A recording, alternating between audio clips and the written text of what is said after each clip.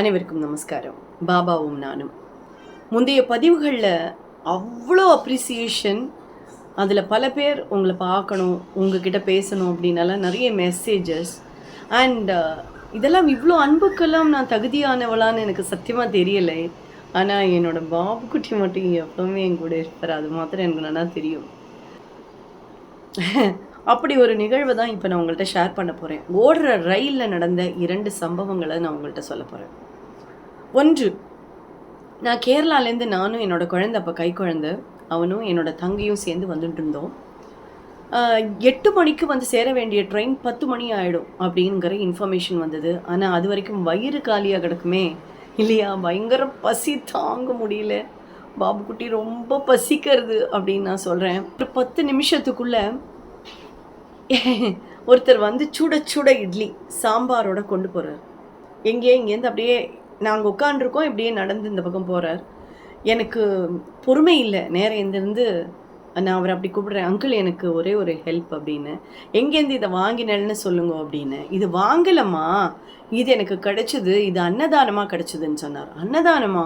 ஓடுற ரயில்லையா அப்படின்னு நான் கேட்குறேன். ஆமாம்மா, சபரிமலைக்கு போகிறா இல்லையா, அவள்லாம் வந்து அன்னதானம் கொடுக்குறா, அதனால் எனக்கு கிடைச்சிது, நீயும் வேணா வாங்கிக்கோ அப்படின்னு சொன்னார். எங்கே இருக்குது அப்படின்னு நான் கேட்குறேன். அப்போ கூட எனக்கு தோணலை. ஓகே, நான் சொல்கிறேன் கேர்னிங்கோ. இவர் இந்த பக்கத்துலேருந்து வரார், ஆனால் அவர் கை காட்டின திசை இப்படி, சரியா? சொன்னோன்னே எங்கே கிடைக்கிறது, தான் அங்கே தான் கிடைக்கிறது, நீ வாங்கிக்கோ அப்படின்னு சொன்னவர் என்ன நினச்சாரோ தெரியல. நீ இதை வச்சுக்கோ, நீ சாப்பிடு, நான் போய் வாங்கிக்கிறேன்னு சொல்லிட்டு இப்படியே கடந்து போனார். அவர் வந்து காவி வேஷ்டி கட்டின்னு இருக்கார், மலைக்கு மாலை போட்டிருக்கார், ஐயப்ப பக்தர். எனக்கு ரொம்ப ஹாப்பியாக இருந்தது, ஏதோ சுவாமியே வந்து எனக்கு கொடுத்த மாதிரி இருந்ததுன்னு சொல்லிட்டு. அப்போ என் தங்க கேட்டா, அடி பாவி, பசினா நீ என்ன கூட மறந்துடுவியா, எனக்கும் தான் பசிக்கிறது, வாங்கி கொடு அப்படின்னு சொன்னான்.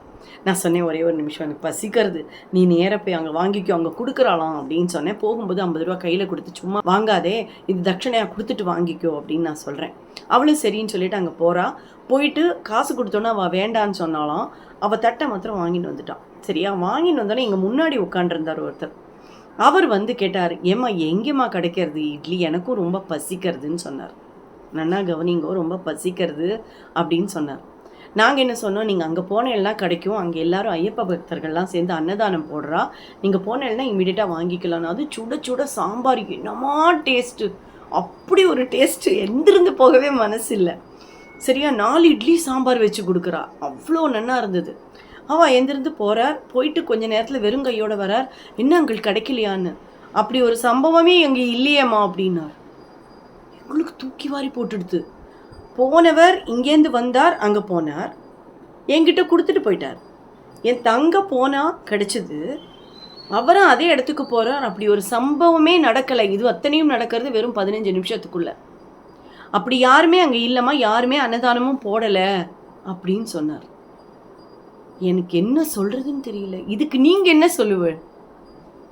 எனக்கு ஒன்று மட்டும் தான் தோணுது, நம்பி அவரை கூப்பிட்டோமானா எந்த சந்தர்ப்பத்திலையும் உங்களுக்கு அது கிடைக்குங்கிறதா உண்மை. ஆனால் இப்போவும் சொல்கிறேன், ஐயப்பனுக்கும் அவருக்கும் என்ன சம்பந்தம் தெரியாது. ஐயப்ப பக்தர் தான் வந்து எனக்கு சோறு போட்டான்.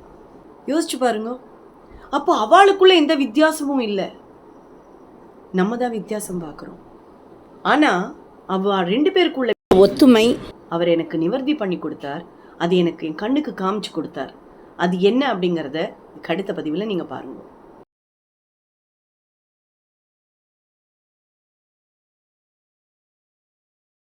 இன்னொரு அற்புதமான செய்தி உங்களுக்காக. பாபாவினுடைய அனுகிரகத்தால் வரப்போகிற 24ஆம் தேதி வில்லிவாக்கத்தில் இருக்கக்கூடிய எல்லையம்மன் கோவிலில் நம்ம வந்து பிரித்திங்கரா யாகம் வச்சுருக்கோம்.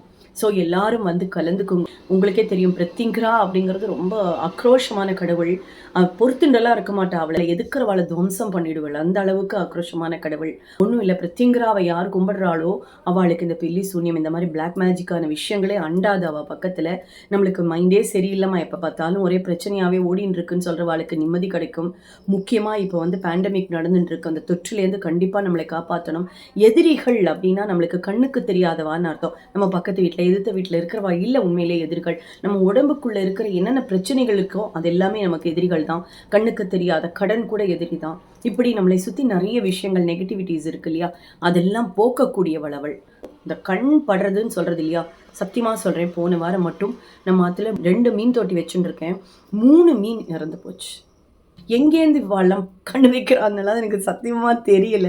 அதனால இந்த மாதிரி ஹோமங்களில் கலந்துக்கும் போது நம்மளை அறியாமல், நம்மளுக்கு தெரியாமல் நடக்கக்கூடிய அந்த கண் திருஷ்டி, மற்ற எல்லா நெகட்டிவிட்டியும் போயிடும். அதனால் கண்டிப்பாக இதை பார்க்குறேன்னா உங்களுக்கும் அதிர்ஷ்டம் தான். இந்த பதிவை பார்க்குறவாళ్ళம் கலந்துக்கணுமானா தாராளமாக நான் கீழே கொடுக்குற நம்பரை காண்டாக்ட் பண்ணுங்கோ. அவள்கிட்ட பேசிட்டு முன்பதிவு ரொம்ப முக்கியம்.